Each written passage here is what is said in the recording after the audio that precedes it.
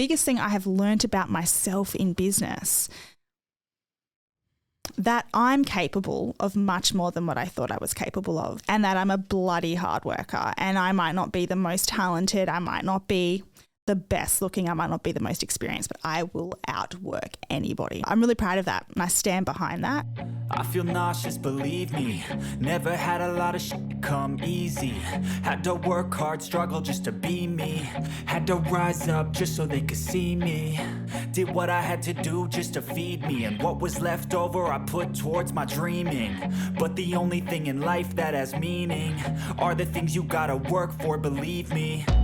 Take into your hands a plan, your own hands can land your own brand, and damn, I feel like no one takes accountability, they want the credibility. Welcome back to the podcast, everyone. From Lambs to Lions, we are here and we are joined by Tash Wakefield. Welcome. Hey Rhys, thank you very much. Thanks for having me. No worries at all. Let's dive straight into it. Let's give everyone at home a little bit of an introduction as to who you are and what you do, and then we'll get into the cool stuff.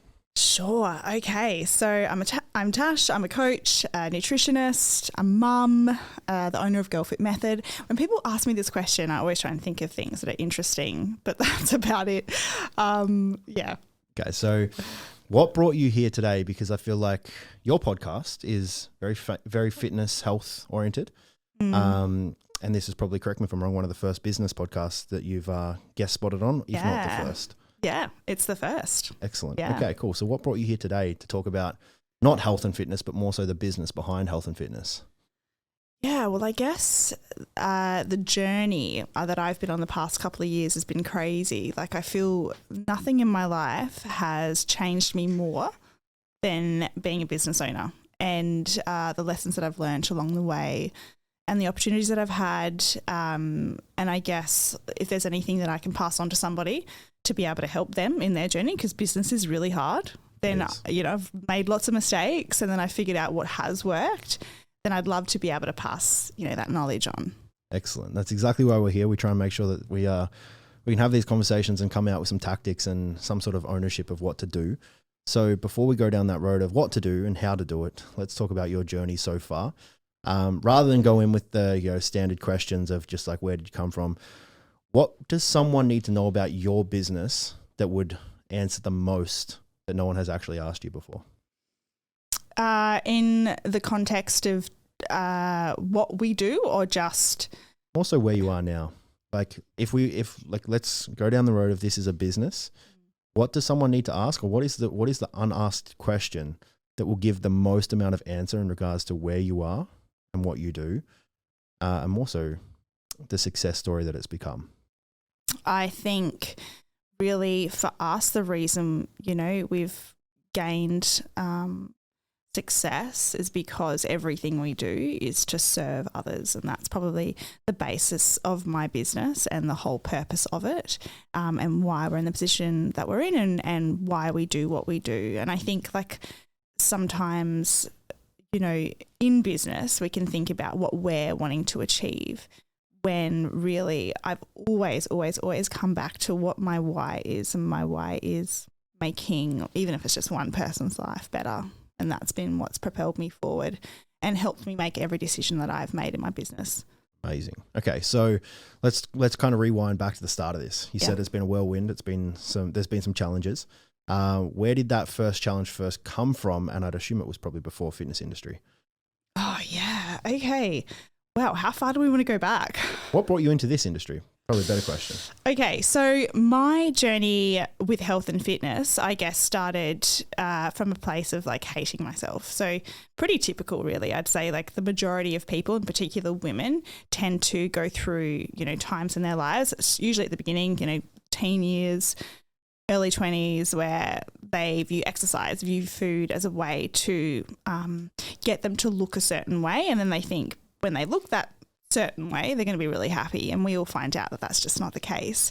So I had, tried typical yo-yo dieting, I used to run heaps to try and lose weight. It was just all of that kind of thing. And I realized that obviously that wasn't getting me where I wanted to go.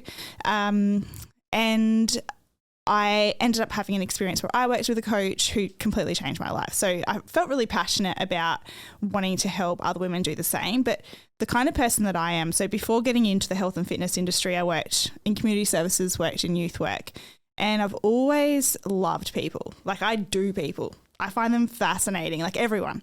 And in particular, like even those that feel like they don't fit, I see such beauty and interest in people that just like go against the grain. And so it's always been a part of who I am to try to let those people know that even though they feel like they maybe don't fit, they don't match up to society's standards, that, you know, they've got so much to give, and I want them to be able to lean into that. So I've always wanted to help others.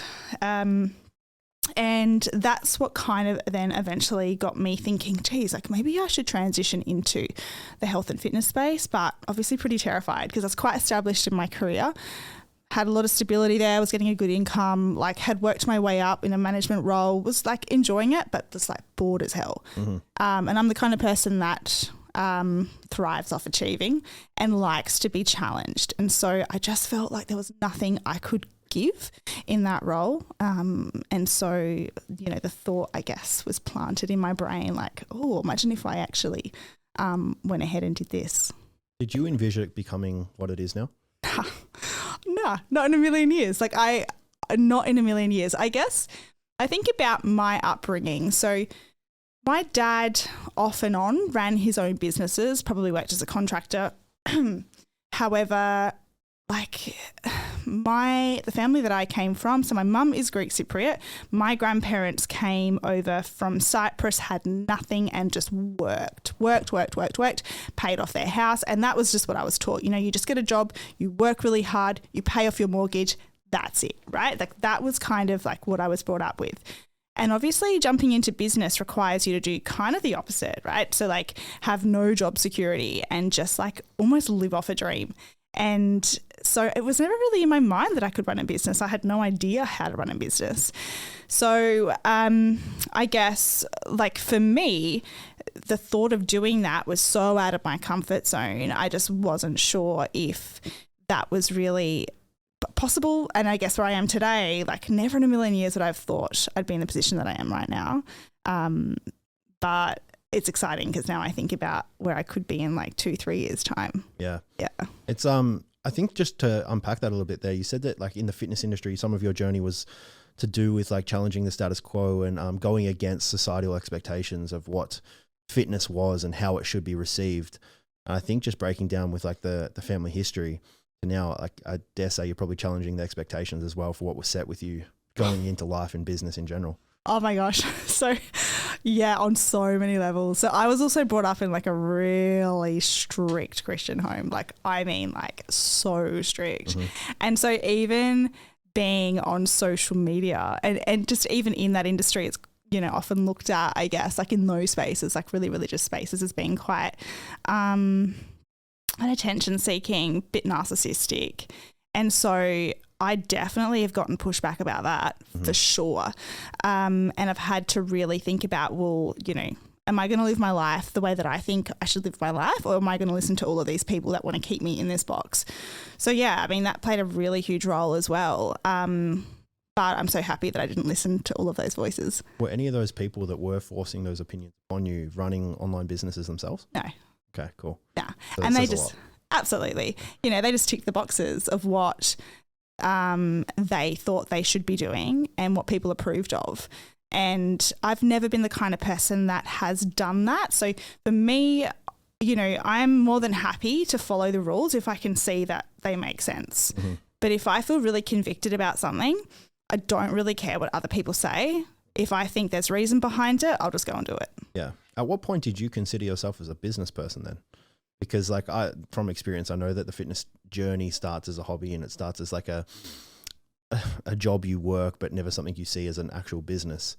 And to like challenge a status quo in an industry that is saturated, at what point did you be like, okay, this is actually needs to be run as a business, not just something I trade time for money for? Yeah. So I guess going into it, so I started my business not really identifying as a business owner. It was almost just like another job. So personal trainer, I had all intentions of just working on the gym floor. Yep. COVID hit, so that forced me to just try to do some stuff online. I had no idea what I was doing, and I still saw myself as a trainer. It wasn't until probably like 12 months into my business that I actually really realised that I was onto something, and also I had a lot of influence over others that I didn't really recognise until I got a message sent to me. And this girl was like, oh, thank you so much for everything you do. Every day I come onto Instagram and I just like, I'll always jump on stories every day and say something. And she looks forward to that. And I was like, oh, wow, like people actually listen to me. Hadn't really grasped that concept. Yeah, okay. So when I realised that I had influence over others, it kind of cemented the idea that this is kind of serious and I needed to take it seriously. So that's when I started to invest in mentors and trying to learn how to be a really good leader. I've always been a leader my whole life. But how do I now, like on the scale that I am now, and I have all of this responsibility and I've got this opportunity to like grow this thing, like grow this baby. And I've never done this before. And so investing in people that have been there before that can teach me was really pivotal to me. And from that point, I realized, oh, okay, like I need to take this seriously, and the way that I view myself needs to change. I need to see myself as a business owner. I sort of say that I feel like I'm a leader of leaders, and that's the way that I view myself. Is in order for me to be able to have my staff rise up, shine, and be the leaders they are, I need to make sure that I'm a good leader too. Yeah. And was you said that you were always a leader. Was that innate of like taking that self-responsibility to actually lead people? Did that come naturally for you? Yeah, I've always been that way. Even through school, I've just had, I'm not trying to sound arrogant. It's just a part of my personality. I've always just like done what I've wanted to do, but I've always really wanted to see other people shine. It's never really been about me. I've always wanted to see people grow, evolve, achieve what they're wanting to achieve, and support people, and really encourage people to do it in their own way. Yeah. What are some of the strategies that you can, I know this is obviously something that's innate for you and it comes naturally, but not everyone does come with natural leadership qualities when they're born. So what are some things that you've learned along the way that have helped you embody that leadership process and allowed you to build the business that you have now? Yeah, so although I feel like I've always had leadership qualities, I've also been very hard on myself. So for me, the biggest thing has been mindset. And over the past few years, that's the main thing that I've really worked on. Self-belief, learning resilience. And I thought I had been through hard stuff in my life that had tested my resilience, but business tested it more than anything else. Absolutely. And if I wanted to be the leader that I wanted to be, then first of all, I've got people looking at me, right? Like they're looking up to me. I can't fall apart. I need to be strong for others. And that required me to really work on that mindset, bulletproof mindset, and be able to like sort of reframe the way that I saw things or the way that I saw failure. I guess like throughout my life, I tend to take on perfectionist tendencies. I don't identify anymore as a perfectionist, but it's still a little bit innate in me where I set myself really high expectations. If I don't feel like I reach those expectations, I feel like I'm not good enough, then that can make me spiral, right? Yeah. I'm not good enough, like I can't do this. And then I would bail. And in business, you're going to fail constantly. Yeah, so you can't bail off a failure. Absolutely. Well, you can, but then you don't have a business. Yeah, it's not going to be business. You're anymore. out. Yeah. And I had this really strong why. Like I've got goals that I'm wanting to achieve. All right. So in order to do that, I need to be okay with failing. Mm-hmm. And so what I need to do is learn how to reframe the way that I see that and actually make it so that failure is almost fuel for that to never happen again and for me to learn from those mistakes. Yeah. How important do you think it is to have that why? Oh, so important. Why? In every aspect. What makes that so important for a business owner, and just more so as a CEO, as the founder, as the owner? Why do you think that why is so important? Well, I think direction. If you don't know why you're doing what you're doing, where you're going to head, because in business there is so many directions you can take the business in, and you are faced with all of these decisions where you're thinking, okay, should I be investing over here? Like, really, what should my business be? Like, what kind of clientele are we wanting to attract? If I don't understand the purpose of what I'm doing, then how do I make really accurate decisions? I don't, as I'm not sure why I'm doing what I'm doing. Yeah. We always try and, like, whenever I talk to businesses about this, like, I always try to build out like a VMV framework. So it's like vision, mission, values. And so you can actually align with that appropriately. Like, look at the vision being like the long term, the mission being what you're going to do to achieve that, and then the values that align with that. If you don't have that, I feel like when you hit that failure, you just, it just falls apart. It crumbles, and it doesn't bounce when it's dropped. And we talk about it all the time. It's just becoming anti-fragile. Like, shit's going to break. Shit's going to try and make you break. And the better you can, like, form a solid foundation, the longer you'll be in business. And I think business is it's a time factor. Like, just not being able to quit for so long. Like, how many failures have you faced? And so many. Yeah. What are some of the bigger things that you've had to face and go through in business? Yeah. I guess, like, that's a great question. I guess for me, when my business really blew up was in 2020. 2020 was a really difficult year for me in my personal life. I had a lot going on, and to be honest with you, like, I was really suffering with my own mental health. And so juggling the two, there was like an immense amount of pressure on me. And I, at lots of times, felt like I just wanted to run away from everything. And what I really learned throughout that period was that I need, if there is things that I'm wanting to achieve, there's going to be some really hard times, and life in some aspects are going to be unbalanced with business. There's going to be times you need to lean into different aspects of your life. Like, and in that year, 2020, it was kind of like I was trying to juggle all of these balls when I just was letting things drop, and allowing myself to be kinder to myself throughout that period of my life. But also that's really carried over into, like, today. Like, I used to be quite, like I talked about, kind of having this perfectionist mentality and being very hard on myself. That didn't really serve me. And in times in business when you've got other things going on, right? Like, business is hard, and then you've got stuff going on in your personal life. It's like, well, okay, how do I juggle all of this?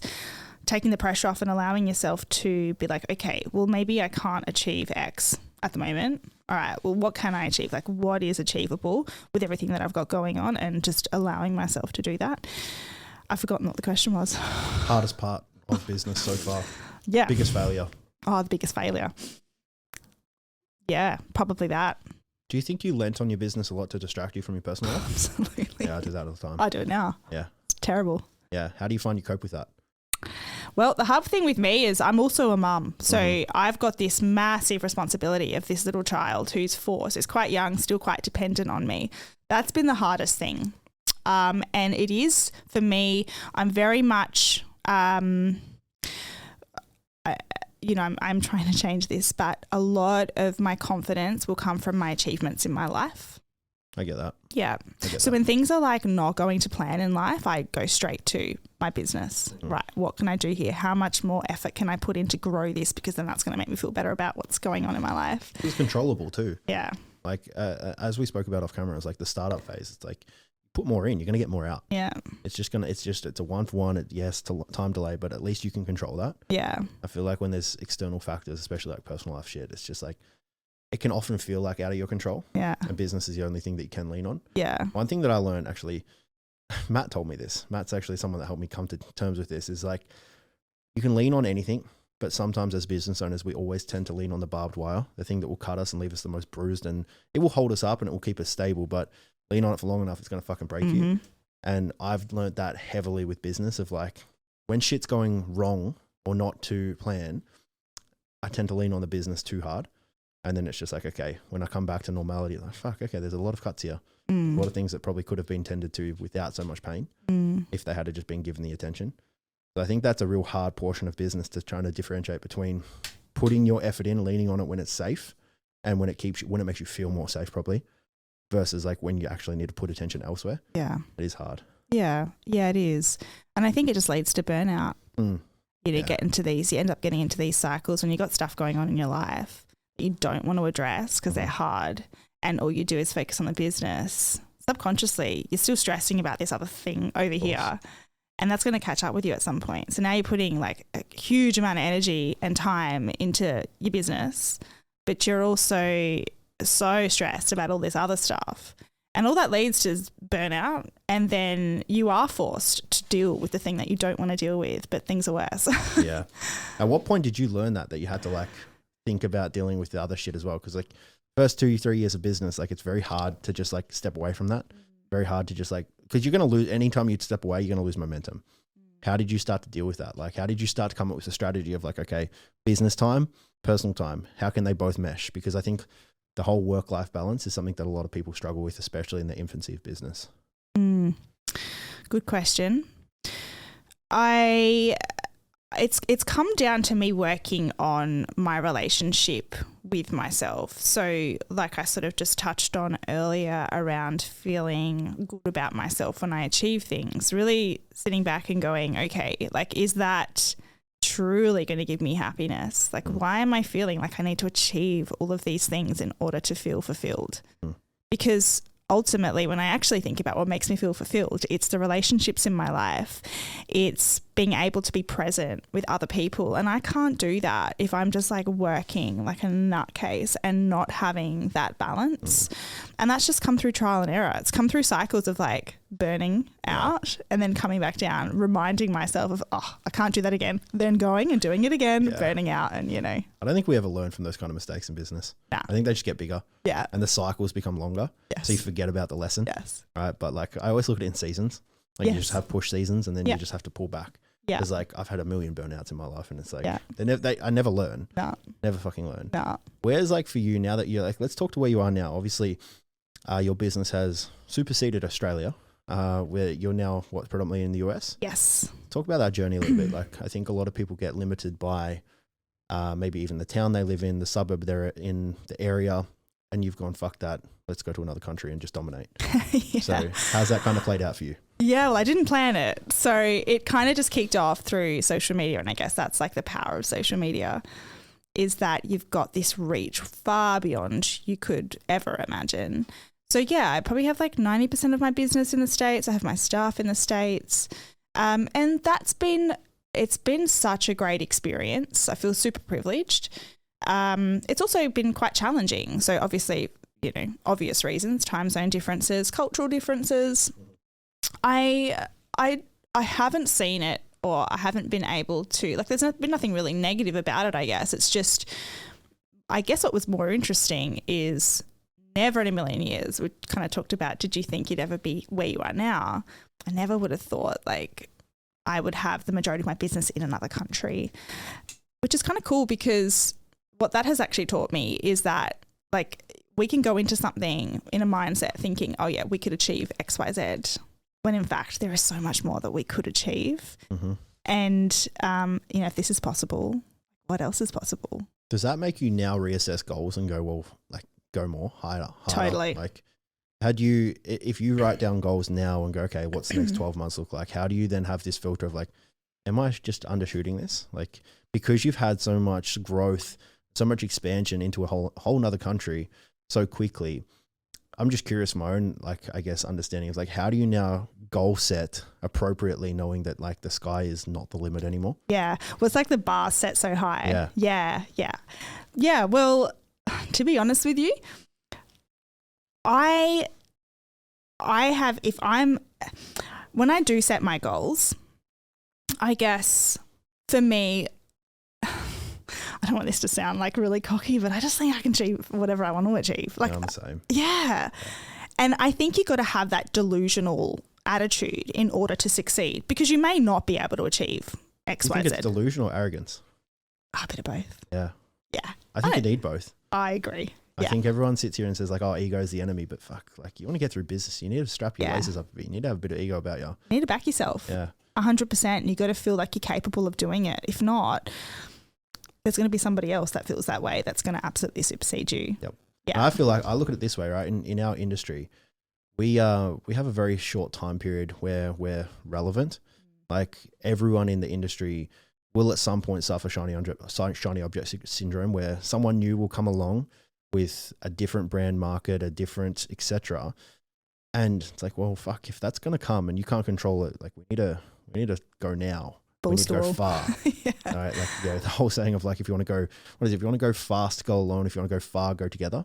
Like I want fucking both. Yeah, Let's go. Yeah. It's very hard to manage. I think like expectations, especially once you get a little bit of it. Yeah. It's like the sky is definitely not the limit anymore. Well, it can be hard as well because there's seasons in business as well. So you might have a season where like things are crazy, you know, like revenue's increased, your client load has increased, things are going great. But there may be a season then when things dip, and it's really hard to not compare.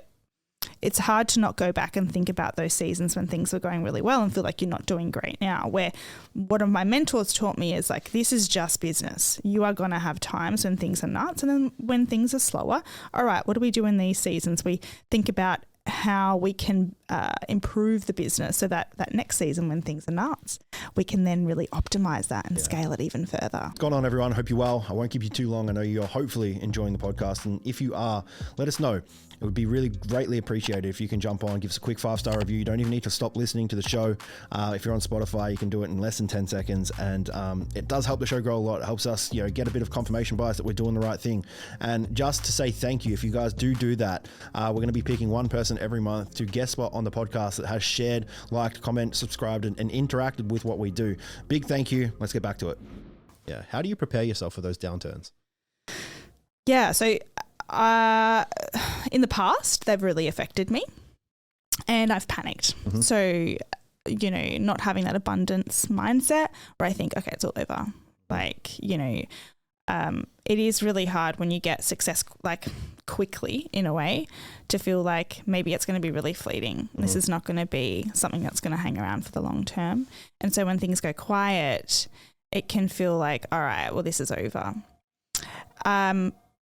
I guess it's going back to exactly what I just said. So like working with my mentor, because I had never experienced business before. I'd never had family that were even in business. I had no idea that like this is just part and parcel of it. Yeah. And I guess like, if I even compare that to when we chat to our clients about different seasons within their fitness journey, there's going to be times when you're looking shredded, you're looking great. And there's going to be times when maybe like you're eating in a surplus to build muscle and you're looking in the mirror and you're like, oh, don't know if I like what I see. But that's all a part of the journey. It's all a part of the process. And it's actually pivotal in order for you to grow. And in business, it's pivotal for you to have those slower times to then be able to really make sure that things are running properly so that you can get to that end goal so that you can continue to scale. Yeah. I see it. It's very similar. I see those downturns as an ability to like take 10 steps back and like bird's eye view your business and go, okay, well, where are the gaps? Like we spoke about before of like, just like plugging the holes. Like now every time you're in a downturn, it's like, that's where those holes really will come up. So what are some of the ways that you look at like plugging holes, right? Because it's all easy. Well, it's all very good to say like, yeah, we plug the holes. We think about strategy to upturn on the way back, but how do we, like, what are some of the things that you've noticed in your downturns that you've fixed that have actually had a big potential of growth? Investing in staff. Yep. Training staff. I think without your staff, you don't have a business. I agree. Yeah. Fully. Yeah. What are some of the areas that you like feel like, as far as staff, just at least as far as your experience, that have needed the upskilling or needed the attention to detail?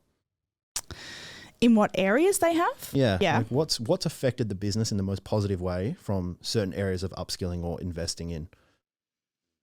Yeah. So I guess if we think about staff, there's obviously the obvious like education, but I really think what's important is understanding how people tick, taking a step back and learning about the people that work for you. Like where do they want to go? How do they take feedback? Where are their strengths and where can we make them shine? We're all individuals and we all have our strengths, we all have our weaknesses. And I don't believe in putting people into a box, and there's no cookie cutter system. So in business, what I want to do as a leader is really be able to allow my staff to shine in what they're great at. And there's obviously going to be things that we need to address that they're going to need help with, right? But really learning and developing as a leader and how to actually motivate my staff and let them know that they're valued and invest in them has given me, has been able to then grow the business and have staff that want to stick around as well. Yeah. What's been some of your biggest leverage points of like getting staff to stay or being ingrained into the culture where they love it so much that they want to stay? I think trust. I trust my staff. And I'm assuming that's reciprocal. They trust you infinitely. Yeah, absolutely. None of us want to work for someone that is breathing down our neck. Mm-hmm. And I think giving people the freedom and flexibility and the creativity to be able to, obviously within constraints within a business, to be able to come up with new ideas that you consider and that potentially they help you implement, come up with ways that they think, look, this isn't really working that great, but I have this idea to do this, and actually empowering them to be able to implement that themselves. They can then take ownership of that and feel a part of it, as opposed to me going, no, this is the way that we do things. I don't really care about your opinion. Just do as you're told. Yeah. Do you ever sit down with your staff and actually break down areas where they enjoy their job, areas that they don't? So they can actually come to the table and these are all the things I love, all the things I hate. Have you ever done that before? We get together and really talk about, so we have weekly meetings, and sometimes what we'll do is, all right, I want to hear about what you are not enjoying and what we can improve on. Because from my perspective, I don't really coach. Yep. I have a handful of clients, but I'm running the business now. So in a way, I'm kind of detached, right? So we've got a system set up, and I'm assuming it works. But they're the ones that are going to tell me, oh no, they're actually doing the work. Is this onboarding process working, or whatever it is, whatever procedures and processes we have. And I get lots of feedback about that, and that's great. I actually want that, because that's how I can then improve things for them as well. Yeah, we do a similar thing where I'm very detached as well. I don't really work in the business, so to speak. But I'll get my staff together where we'll look at going, one, what do you not like? What feels like it has too much drag and too much time? And two, what could we add or change the service that could 10x our price? And we write them all down, and we'll do this on a monthly basis. So we'll write all the things that we could 10x our price from. And then we're just going to circle the top 3 that have the least amount of cost in time or money, the highest amount of opportunity, and then we implement. And that way we can just infinitely I think you'll probably relate to this. When you're detached from the business, you just assume the product or service is good, and it can stay the same for a long period of time, generate a lot of revenue, but it very rarely, unless you actively pursue change in that service, it could just stay the same for years and could generate revenue on tap. But I guess where I'm going with this, I think we often just assume everything's fine, and we assume the business is doing, because it's making money, that it's good enough. How do you challenge that status quo of enough is enough? I'm always like that in every aspect of my life. Yeah, I was thinking, I actually don't even relate to that. I'm always thinking, how can we improve, get better? Amazing. Yeah. Even in my personal life, in every aspect of my life, I want to be the best I possibly can be, which can be an issue because I'm never relaxed. And even in business, I'm always thinking, what can we do better? How can we change? And in fact, we just sent out a survey to all of our clients about, please let us know what you're enjoying. What do you want us to change? And reading that is quite confronting sometimes. You get the feedback you get. We got great feedback, but we also got some stuff where it was hey, this isn't working. I didn't enjoy this process. Okay, that's part and parcel. I want to know that, because I want to change that for you. Yeah. Yeah. What are some of the bigger things that you have to change? Well, we are changing them. Mm-hmm. Yeah. So a lot of our stuff was around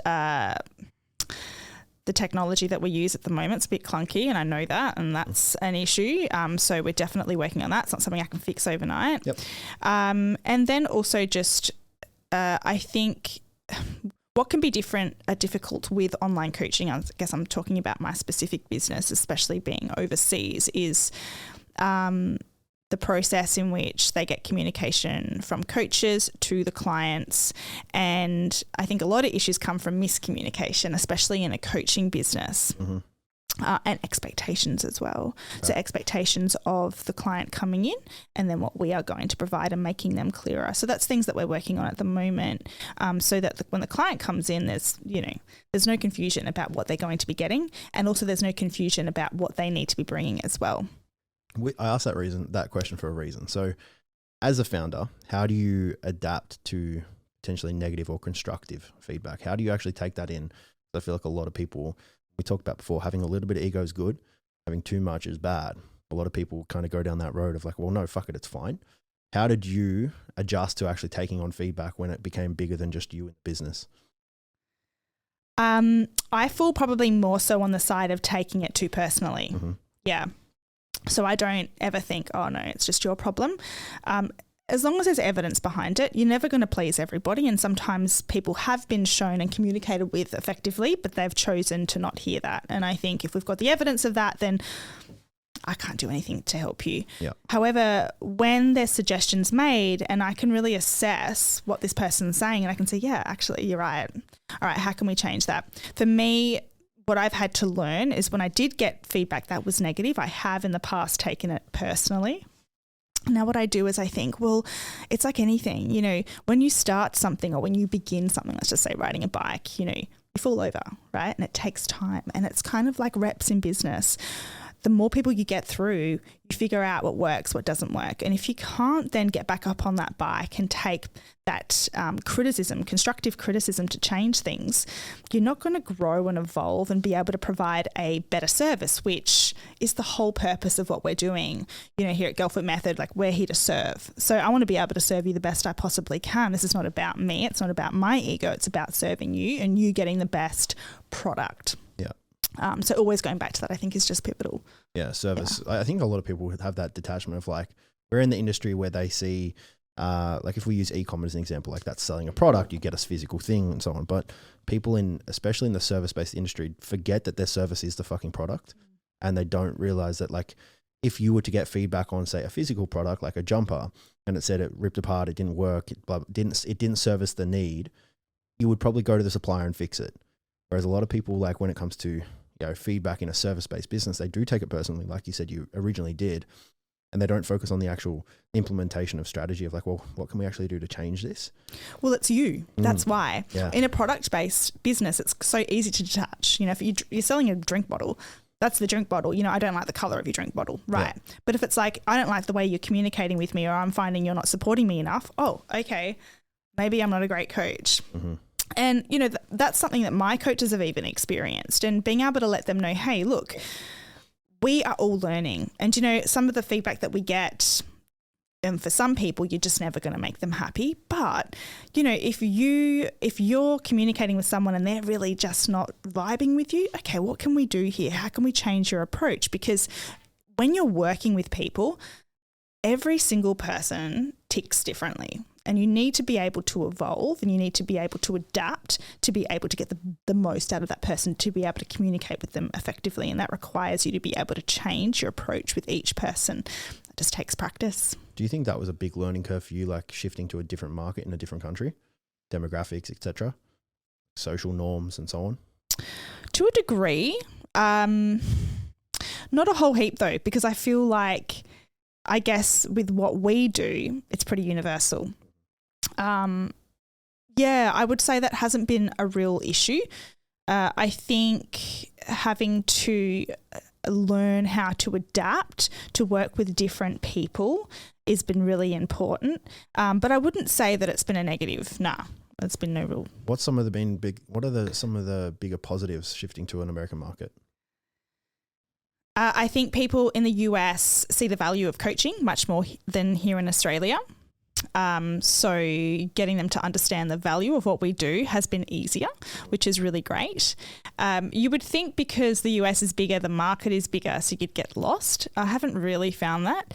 And then I just think you've just got so much more opportunities, more people, like more opportunities, which has been really exciting. And I guess the demographic of people that we work with. So we do tend to attract, like people that are more in, I guess, like the entertainment industry, where in Australia that's really not an industry here, but in the US it's massive. So all of those kinds of opportunities, which has been like really cool. Have you found that like the purchasing process and purchasing psychology is different there? Yeah. I think people expect to pay upfront. Mm-hmm. In Australia, people are less willing to part with their money.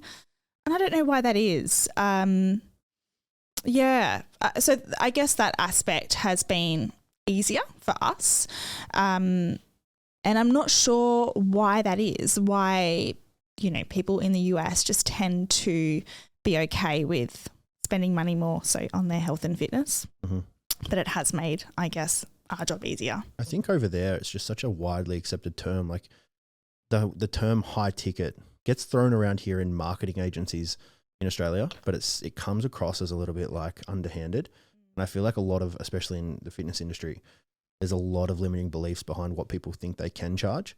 Whereas like in America, they've just busted that wide open. Like you can pay infinitely more than what you will here for half the service, and it's normal over there. I think just from what I've found, like their ability to, one, like you said, part way with money is, a little bit more lackadaisy.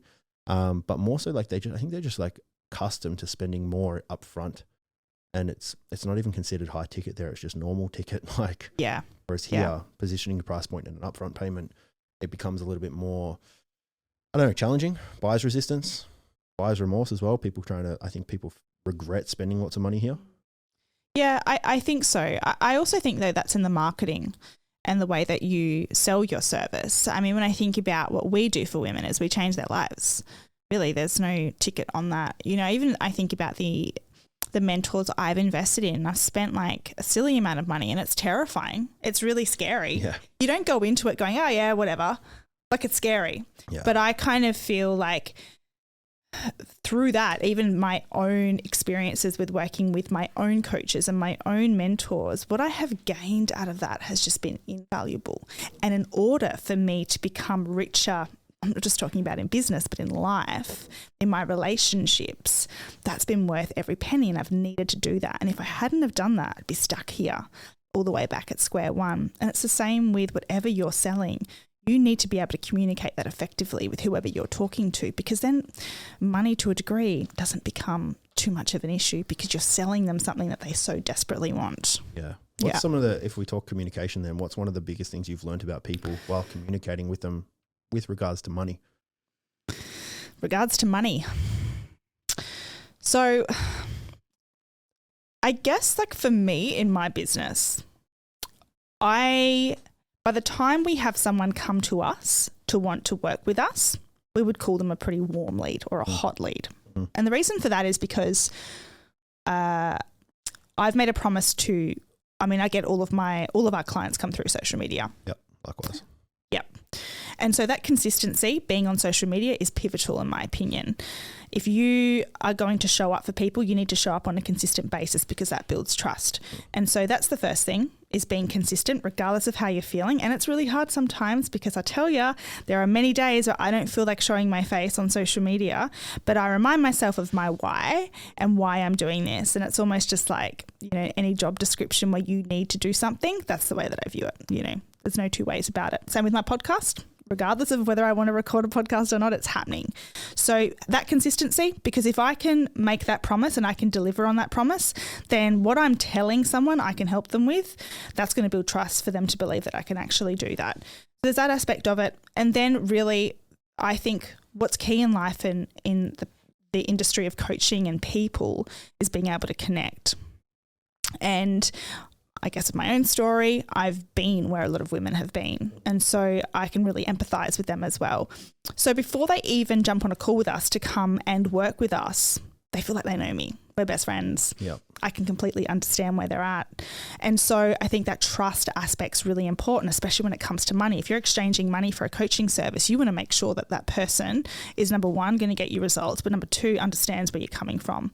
And so I think those two things are really pivotal and make that process of selling just so much easier. Have you tracked like your buying cycle? So when it starts versus when they purchase, like what's the time delay? It's hard because a lot of people will follow me on social media, and it's hard to know from when they followed me to when they've actually booked in a call. Yeah. So really difficult. We would say the majority of girls, when they do actually book in a call with us, if they're going to work with us, we would rarely have someone that would jump on a call and then they'd think about it and then sign up in 2 weeks' time after that. They'd either sign up or they won't sign up. And that just comes from the fact that we do have these really hot leads that are kind of made up their mind. They've sat back, they've watched me, they've built that trust, and they've gone, all right, I'm doing it. Yeah. They've already been nurtured to a degree. Like, yeah. A large degree, but like through a, I guess, informal platform of like, it's not quite owned media. Like with socials, we can't predict when they're, like you said, it's too hard to figure out where and when they came from. But they're being nurtured daily. And that consistency is going to create a nurturing process far stronger than what, like, say, any email campaign would. Yeah. Is that something that's like intentional from the start for you? Yeah, absolutely. Yeah.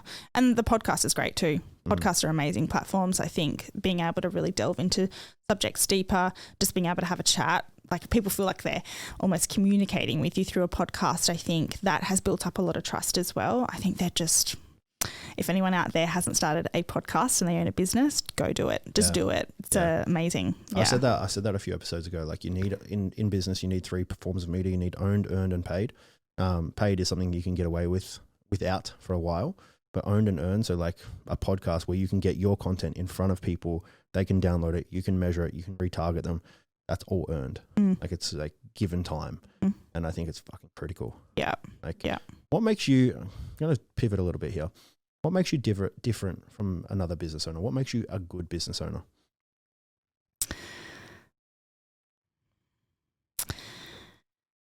I think, and I can't speak on behalf of other people, I've always really wanted to stay true to my purpose and to serving others. And it's really easy in business to pivot away from that because money is alluring and influence is alluring, that gratification that you get.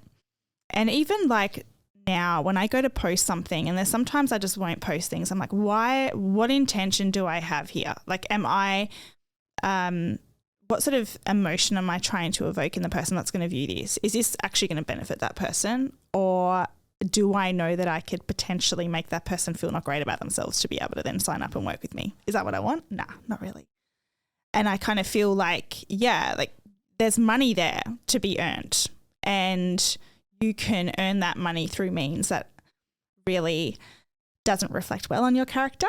And for me, the most important thing as a leader and as a business owner is that I do everything with integrity. Like that's my goal. And if I can die looking back at my life and going, do you know what? I achieved X amount of dollars and I could have achieved so much more if I did these things that I felt like didn't align, then that to me doesn't sit well. And that's really not the whole purpose of it. So I think for me, and it's really easy. Like I said, I have slipped up. I'm not perfect, but I really, really, really try to make sure that every move that I make in my business is coming from a place that's going to benefit others. I think that's integrity in business is hard to hold on to. It's in theory sounds easy, but when as you said, money, status, all that is there. I think it's like it's very easy to sit down and look down on people that do take that opportunity and go against their integrity. I wouldn't do it, but I can understand how it becomes super tempting. And it's something that I think at every turn in business, every point of growth, every point of scale, you're challenged with that. You have to check yourself all the time. Mm-hmm. What have you learned? What have you learned from business? What's the biggest thing you've learned about yourself from business? Oh, wow. The biggest thing I have learned about myself in business, that I'm capable of much more than what I thought I was capable of, and that I'm a bloody hard worker, and I might not be the most talented, I might not be the best looking, I might not be the most experienced, but I will outwork anybody. And I'm really proud of that, and I stand behind that.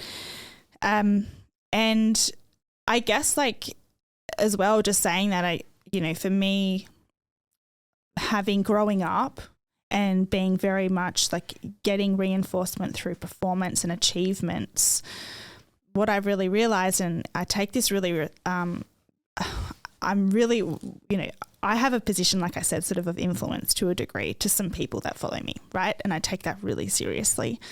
And I don't want to model what I'm telling my girls they shouldn't be doing. It might be look slightly different, like they want to look a certain way in order to like themselves. But if I'm going to tell them, no, your value lies, you're enough the way that you are, then I also need to model that. And so what it's really taught me in business has really taught me is that I need to preach. I need to follow through on what I preach on. And that's really challenged my own beliefs, but it's actually made me a much better person, a much happier person as well. So you put a lot of your happiness to not just the success of your business, but just running a business in general. Yeah. I guess so.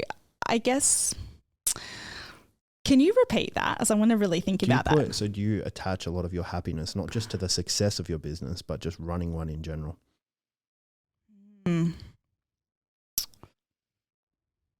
I would say my happiness comes from seeing other people happy, making a difference. That truly fulfills me. Is that from like a business perspective or client service perspective? I would say both, because in running a business, that's always my end goal. And that's not necessarily clients, that's also staff as well, and seeing how their life can improve and the opportunities that they get as well. Yeah. Cool. I agree. I think like the impact for me, honestly, like an impact on my staff's level is so much more important to me at this point. Like I get so much more enjoyment of the business growing to then see them grow, rather than just impacting people's lives in health and fitness. Well, that's the evolution of business. As a business owner, you start with the client, right? So you're coaching, you're working with that client, but eventually you end up moving away from that. And now who are you coaching essentially, or mentoring, is your staff. Yeah. They somewhat they're not your client, they become a part of your family. And seeing them build confidence, achieve, grow, evolve, it's almost like they become, I'm a mum, so I think about having kids, but you become so proud and you put so much effort and time into them, and you just want them to be happy and to achieve everything that they want to achieve. Yeah, it's a meta impact. Yeah. Like you impact their lives, they impact everyone else, and it just grows. That's awesome. Thanks for coming on, Tash. I think that's absolute pleasure. A fucking cool chat, and it's a good insight to your business and where you're going and what you're doing. Do you want to give everyone a little plug on what you do? And I'm going to finish this with one extra question. Where is Girlfitmethod going to be in 5 years? All right. So we are going to be helping much more women than we currently do. We're going to have more staff. We're going to be making a greater impact, and we're really going to change, I guess, the health and fitness industry and really have a much bigger focus on mindset, long-term sustainable change, and people really owning who they are and making the most of who they are now. What's your measuring stick for that? This is something that I hope you can look back at in 5 years and go, I got it or I did not. I think when people think about Girlfitmethod, that's exactly what they think. They think I'm free to be myself, and I want to be the best version of who I am right now, me versus me. And if people think about that when they think about Girlfitmethod, then I have won. Excellent. Where can people find you? And I guess just drop anything you want to plug. Yeah. Well, you can find me on Instagram. I'm pretty active there at Girlfitmethod. TikTok, Girlfitmethod1. Girlfitmethod was taken. And then I also have a podcast, the Girlfitmethod podcast. Awesome. Thanks, Tash. And thanks for everyone tuning in. 5-star review. It takes you 10 seconds. We muchly appreciate it. And we will talk to you soon. See ya. It's only worth it if you work for it. I won't stop till they hear me now. I won't stop till I wear the crown.